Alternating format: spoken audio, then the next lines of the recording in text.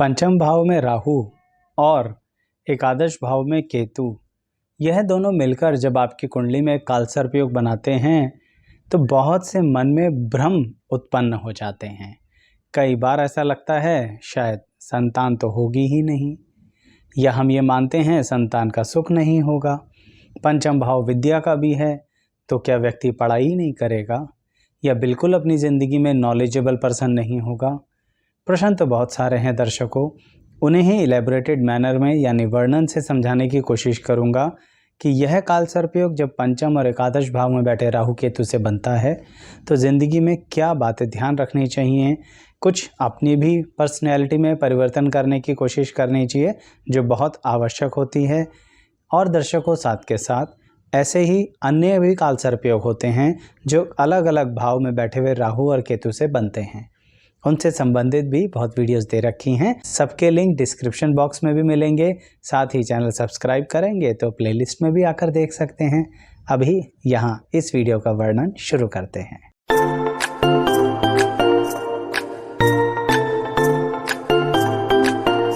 मैं एस्ट्रोलॉजर शैलेश जैन आपका हमारे चैनल पर स्वागत करता हूँ। दर्शकों, सबसे पहले यह समझिए कि यह कालसर्प योग बैठे हुए हैं पंचम में राहु के कारण और एकादश में केतु के कारण, यानी कहीं ना कहीं यह जो कवर कर रहे हैं हमारी कुंडली को वह विद्या से लेके लाभ तक की स्थिति पे डिपेंड करता है। क्योंकि पंचम भाव विद्या का सबसे प्रबल माना जाता है, संतान का सबसे प्रबल माना जाता है, और एकादश भाव जो होता है वो लाभ का होता है। इस कालसर्प योग का नाम होता है पद्म कालसर्प योग। दर्शकों, ऐसी परिस्थिति में सबसे पहला प्रश्न संतान को लेके ही बात करते हैं। लोग मानेंगे कि संतान का सुख नहीं मिलेगा, परंतु सही मायने में समझिए, ऐसा भी तो हो सकता है कि आपकी संतान किसी कारणवश आपसे दूर जाए और वह कारण हमेशा ही बुरा हो, यह भी नहीं हो सकता। आजकल के ज़माने में जब बच्चे पढ़ाई करते हैं और हॉस्टल में रहते हैं तो क्या उसे हम मानेंगे कि वह हमारे पास रहे हैं? कई बार ऐसा हो सकता है इस कालसर्प योग के अंदर कि आपके संतान बहुत कम उम्र से ही हॉस्टल में चली जाए। इसका मतलब यह रहा कि शुरू से ही दूर चली जाए। ऐसी परिस्थितियों में संतान के सुख में कमी आई। आप कहेंगे आचार्य जी कैसे सुख में कमी आई? बिल्कुल आई। हर इंसान अपने घर में चाहता है कि अपने बच्चों से बैठकर कुछ पल बातचीत करी जाए, रोज़ अपने बच्चों को देख लिया जाए, उनके सुख दुख की बातें शेयर कर ली जाए। ऑनलाइन सिस्टम के थ्रू आप बात तो कर सकते हैं, पर वो आनंद नहीं आएगा जो आमने सामने बैठकर आता है। इसीलिए दर्शकों, कहीं ना कहीं राहु पंचम में बैठकर और केतु एकादश भाव में बैठकर ऐसी परिस्थितियां उत्पन्न करता है कि इस तरह से संतान के सुख में आप कमी कह सकते हैं। अब इसी बात को अगर आप दूसरे अंदाज में देखें तो कोई कहेगा क्या संतान से दुखी रहेंगे? यह बात बहुत ज़्यादा कठोर हुई। संतान से दुखी नहीं रहेंगे, पर संतान के भविष्य के लिए चिंता करना क्या बहुत नेगेटिव होता है? यहाँ पर आपको क्या नहीं करना है, आपको अपनी संतान पर बहुत ज़्यादा प्रेशर नहीं बनाना है। यह कालसर्प योग आपकी कुंडली में ऐसी परिस्थिति बना रहा है जिसके कारण आप अपनी चिंता अगर बहुत ज़्यादा अपने बच्चे पर शिफ्ट कर देंगे तो फिर आपको दुख हो सकता है। ऐसा इसलिए कह रहा हूँ दर्शकों, हो सकता है आपकी संतान उस लेवल का टेंशन, स्ट्रगल, पेन ना झेल पाए। क्यों? क्योंकि इस कालसर्प योग ने आपको तो उतना पक्का कर दिया है उस लेवल के लिए, पर संतान को आप पर निर्भर रखना चाहता है, और यह निर्भरता मानसिकता की है। यानी कि मेंटली आपकी संतान चाहेगी कि आप डिसीज़न लीजिए उसके, और वहाँ पर यह भी चाहेगी आपकी संतान कि आपसे हर विषय में प्रश्न पूछना, यानी अपने डाउट्स, अपनी परेशानियाँ आपके सामने रखना और आपसे उम्मीद करना कि आप उन परेशानियों का हल अपनी संतान को देंगे। अब पलटकर आपने ही उसके सामने टेंशन रख दी, सवाल के बदले में ही सवाल रख दिया, तो यह कालसर्प योग आपको अधिक परेशान कर सकता है। दर्शकों, मेरा मकसद यही होता है कि उस चीज़ की गहराई में जाकर देखना, समझना कि आखिर हम क्या ध्यान रखें, जिससे कि इस योग से संबंधित अगर कुछ दिक्कतें हैं भी तो हम अपने व्यवहार में चेंज करके उन दिक्कतों को कम कर सकते हैं। इसीलिए पंचम भाव में यह योग आपको संतान से परेशानी दे सकता है, परंतु किस तरह से, यही बात मैंने पहले आपको समझाई। जो अगर आप कोशिश करते हैं तो अपनी परेशानी को कम कर सकते हैं। और यह तो मानिए ही मत कि आपके संतान नहीं होगी। यह काल सर्पयोग इस परिस्थिति में संतान ना होने की परिस्थिति नहीं देता। एक बात सोचिए, शास्त्रों में लिखा है संतान से दुखी, संतान से चिंता। संतान होगी तभी तो दुखी और चिंता होगी।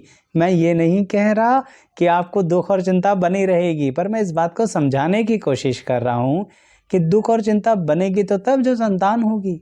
इसका मतलब संतान ज़रूर होगी, परंतु दुख और चिंता को डायरेक्टली ऐसे मत लगाया करो कि हमें तो बहुत ज़्यादा परेशानी होने वाली है, हमारी संतान तो बहुत नालायक निकलेगी।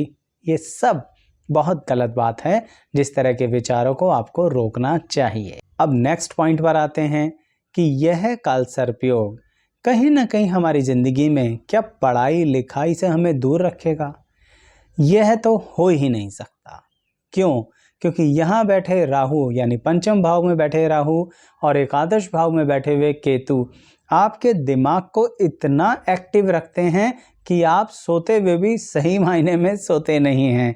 कहने का मतलब यह रहा कि अपने काम को बहुत ज़्यादा सीरियसली लेना आपको पसंद है। ये मैं मानता हूँ कभी कभी बहुत बोरियत होती है, जिसके कारण आप ही स्वयं पर डाउट करने लगते हैं कि शायद हम आलसी हैं। आप आलसी नहीं हैं। क्या किसी बात की तैयारी करना गलत होता है? अगर कोई परफॉर्मेंस देनी है, किसी तरह का एग्ज़ाम देना है, किसी तरह की क्वालिफ़िकेशन को पूरा करना है और उसकी प्लानिंग के लिए हम बहुत शांत मन से सिर्फ बैठकर सोच रहे हैं, तो क्या ये आलस होता है? बिल्कुल नहीं होता। बल्कि इस तरह की चिंतन करने की क्षमता हर किसी में नहीं होती। लोग तो कई बार बहुत जल्दबाजी में डिसीज़न ले लेते हैं, आप नहीं लेते हैं, जिसका ये काल सर्पयोग होता है। तो इसके कारणवश लग जाती हैं तोहमतें। लोग कह देते हैं आप आलसी हैं, जबकि आप ऐसे हैं नहीं दर्शकों। इसलिए स्वयं पर डाउट मत किया करो। आप अपनी क्वालिफ़िकेशंस को डेफिनेटली पूरा करेंगे।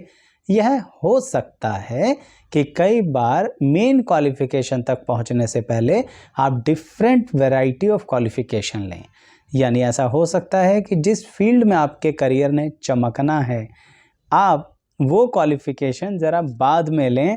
पहले उस तरह के टॉपिक, सब्जेक्ट, स्ट्रीम्स की क्वालिफ़िकेशन ले लें जिससे आपके करियर का कोई लिंक ना हो। पर क्या वो काम आएगा? बिल्कुल आएगा। पढ़ाई तो ऐसी हो ही नहीं सकती जो बेकार चली जाए। तो यही रीज़न है कि यहाँ बैठ के राहु और एकादश भाव में बैठ के केतु यानी पंचम और एकादश एक्सिस पर यह आपकी पढ़ाई को फाइनली नुकसान नहीं दे रहे हैं। थोड़ा मेहनत ज़्यादा करने के लिए कहते हैं। अब बात मेहनत की कर रहा हूँ तो एक और बात बताता हूँ दर्शकों। यह वाला काल सर्पयोग प्रेम में भी मेहनत करवाता है। आप कहेंगे आचार्य जी प्यार में मेहनत, ये तो इमोशंस की बातें हैं, यहाँ पर कौन सी मेहनत आ गई? बहुत मेहनत करनी पड़ती है। क्यों? क्योंकि इस वाले काल सर्पयोग के अंदर आप जिस व्यक्ति से प्रेम करने वाले हैं ना, वह बड़े नखरे दिखाएगा। आपको उसके नखरे उठाने पड़ेंगे और अगर आप उसके नखरे नहीं उठाते हैं तो फिर रिलेशनशिप में तनाव पक्का। तो मेहनत हुई ना, यानी मन तो करेगा पलट के इसको कह दूं कि तुम बहुत ज़्यादा एटीट्यूड दिखा रहे हो या दिखा रही हो। पलट के इसको बता दूं कि हम इतना नहीं सुनते किसी की जितनी तुम्हारी सुन रहे हैं। पलट के इसको समझा दूं हम किसी के कंट्रोल में नहीं रहते, वो तो तुमसे प्यार करते हैं इसलिए थोड़ा चुप रह रहे हैं। परंतु जो कहना चाह रहे हो, जो बताना चाह रहे हो, वो कहाँ कहोगे? क्योंकि सही मायने में यह वाला काल सर्पयोग आपसे यही मेहनत करवा रहा है जिसमें आप अपने आप को बहुत ज़्यादा संतुलन में रखें तो अच्छा है आपके संबंधों के लिए। यानी या तो रिलेशनशिप को वैल्यू दे लीजिए या फिर अपनी इमेज को। अगर आप अपनी इमेज को वैल्यू देते हैं तो दिक्कत ही दिक्कत। मैं ये नहीं कह रहा कि आप अपने को बिल्कुल वैल्यू मत दीजिए, परंतु मैं यह कह रहा हूँ कि इस काल सर्पयोग के कारण जब कभी भी आपके प्रेम संबंधों में दिक्कतें आती हैं तो यह सोचा करो कि आप उनसे प्यार ही तो करते हैं। उसमें जब आप गलतियाँ ढूंढेंगे ना, लॉजिक लगाएंगे तो दिक्कत हो जाएगी। क्योंकि इस काल सर्पयोग के अंदर लॉजिक लगाना है, पढ़ाई में लगाइए। लॉजिक लगाना है, करियर में लगाइए। लॉजिक नहीं लगाना है रिलेशनशिप में दर्शकों, नहीं तो फिर यह कालसर्प योग बहुत परेशान कर देता है और ऐसे में कभी कभी ज़िंदगी में अकेला छोड़ देता है। क्योंकि देखिए, प्रेम संबंधों का फाइनल आप कन्वर्जन करेंगे तो मैरिज में करेंगे, और वैवाहिक जीवन में अगर आप इस संतुलन को नहीं बना पाए, थोड़ा सा अपने क्रोध को शांत नहीं कर पाए ना, तो दिक्कत हो जाएगी। इसलिए अपनी वाणी को संयम ज़रूर देना, क्योंकि यह कालसर्प योग बिना वजह की बातें बहुत ज़्यादा बुलवाता है। एकदम से क्रोध के कारण जो बोलोगे 100% गलत बोलोगे, और यह तो सामान्य तौर पे भी कहा जाता है कि क्रोध में ज़रा बोलना नहीं चाहिए, नहीं तो सब उल्टा बोलना शुरू कर देते हैं। तो उस बात को कम से कम अप्लाई कर लीजिए दर्शकों आप। दर्शकों, ये जो कालसर्प योग होते हैं ना, ये कहीं ना कहीं हमारी व्यक्तित्व पर बहुत प्रभाव देते हैं। इसी कारणवश उन पॉइंट्स पे डिस्कस कर रहा हूँ जहाँ पर सबसे ज़्यादा इफेक्ट होता है। ऐसे ही अन्य भी कालसर्प योग के बारे में मैंने डिस्कशन किया हुआ है कि अगर कोई लगन से बन रहा हो, द्वितीय से, तृतीय से, चतुर्थ से, कहने का मतलब भाव अनुसार हमारे व्यक्तित्व पर अलग अलग तरह से प्रभाव देते हैं। तो अगर आपके किसी करीबी व्यक्ति का किसी और भाव में बैठकर राहु या केतु अनुसार कालसर्प योग बन रहा है, तो आइए हमारी प्लेलिस्ट पर। साथ ही सिर्फ राहु से संबंधित वीडियोस देखना चाहते हैं तो उसकी प्लेलिस्ट अलग है, या सिर्फ केतु से संबंधित देखना चाहते हैं तो उसकी एक तीसरी प्लेलिस्ट है। सभी के लिंक डिस्क्रिप्शन बॉक्स में बिल्कुल दिए जाएंगे। साथ ही अगर चैनल सब्सक्राइब करते हैं तो फिर उसके बाद तो आप प्लेलिस्ट पे आके आसानी से देख सकते हैं। पसंद आए तो लाइक शेयर सब्सक्राइब ज़रूर करना है, और इस वीडियो को भी लाइक शेयर सब्सक्राइब ज़रूर करना है। और एक बात और ज़्यादा ज़रूरी है, और वो है आपके पैसे से संबंधित, जो इस कालसर्प योग में रिलेटेड है। क्योंकि लाइक शेयर सब्सक्राइब तो कर दिया वीडियो को, परंतु पैसे पे भी ध्यान देना है दर्शकों। यानी वहाँ पर भी आपको कहीं ना कहीं इस बात पे ध्यान देना है कि आपको किसी भी हाल में एक चीज़ से दूर रहना है। पहले उसको समझाने से पहले एक बात कहूँगा, जब हम किसी भी तरह से पैसे को निवेश करते हैं तो ज़रूर उससे भविष्य में रिटर्न्स एक्सपेक्ट करते हैं, जो कोई बुराई भी नहीं है। भूलिए मत, एकादश भाव में केतु है। इसका मतलब ये रहा, वो यहाँ पर राहु के साथ मिलकर जो कालसर्प योग बना रहा है, तो पूरा संचार कर रहा है आपकी बुद्धि को एक दिशा में कि जाओ जुआ खेल लो, जाओ दाव खेल लो, यह दाव खेलो और आर पार हो जाओ, कमाल कर दोगे आप तो अगर ऐसा करोगे तो। आपने तो पूरी ज़िंदगी लोगों को सलाह दी है, दूसरे लोगों ने कितना कमाया आपकी सलाह से, आज आप नहीं कमा सकते? बिल्कुल नहीं कमा सकते, यही कहना चाह रहा हूं दर्शकों। यानी आपको इस तरह के स्पेकुलेटिव मार्केट से दूर रहना है, इस तरह की फ्लक्चुएटिव मार्केट से दूर रहना है। अगर आप किसी भी तरह से ऐसा करते हो तो अपने लाभ को अपने हाथों से गंवा दोगे। हाँ, अगर आप चाहें तो ऐसी मार्केट में कैलकुलेटिव वे में इन्वेस्ट कर सकते हैं। देखिए, स्पेकुलेटिव का मतलब होता है कि हम बस एकदम से मार्केट के उछाल से कमाना चाहते हैं, और वह यह कालसर्प योग होने नहीं देगा। और अगर एक या दो बार करने भी दिया तो इसका मतलब ये आपको लालच दे रहा है, ज़्यादा संभल जाइए और तुरंत अपनी इन्वेस्टमेंट्स को रोकिए। क्योंकि यही तो होगा दर्शकों कि आप एक फीलिंग में बहते चले जाओगे, और यही कराता है ये कालसर्प योग। आपको वहाँ पर अपने उस दिमाग को लगाना है जो इसी कालसर्प योग ने आपको पंचम भाव में बैठ के राहु और एकादश भाव में केतु ने दे रखा है। पर उनकी आदत भी तो है भ्रमित करने की, जो हर कालसर्प योग में मैं कहता हूँ कि इनका काम है भ्रमित करना, और एक बार इनके भ्रम जाल से बच गए ना, फिर यही आपको आशीर्वाद देते हैं। और बड़ा अजीब लगेगा आपको सुनने में कि राहु केतु भी आशीर्वाद देते हैं दर्शकों। तो फिर अगर आप कैलकुलेटिव वे में आगे चलते हैं तो आप अपनी सेविंग्स के थ्रू जो इन्वेस्टमेंट कर रहे हैं उसका लॉन्ग टर्म में बहुत ही फैंटास्टिक आपको रिजल्ट मिलने वाला है। अब इसी से संबंधित एक और बात भी बताने वाला हूँ जो बहुत महत्वपूर्ण है। यह कालसर्प योग आपके छुपे हुए बहुत शत्रु बनाता है।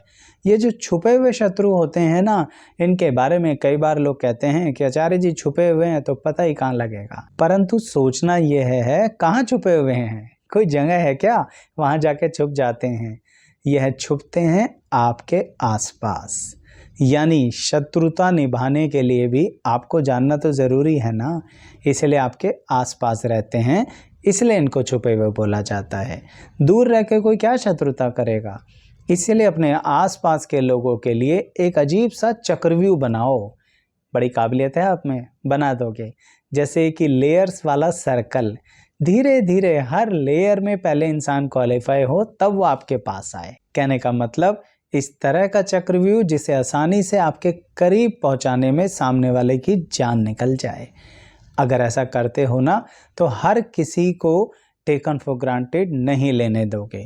कहने का मतलब वो व्यक्ति आपको लाइटली नहीं लेगा, आपके व्यवहार को जज करने में उसे बहुत सारा समय लग जाएगा। फिर वो कहेगा कि रहने दो, इतना झंझट कौन पाले, इस व्यक्ति को लूटने से अच्छा है कहीं और मेहनत करें। मेरी बात समझ रहे हैं आप?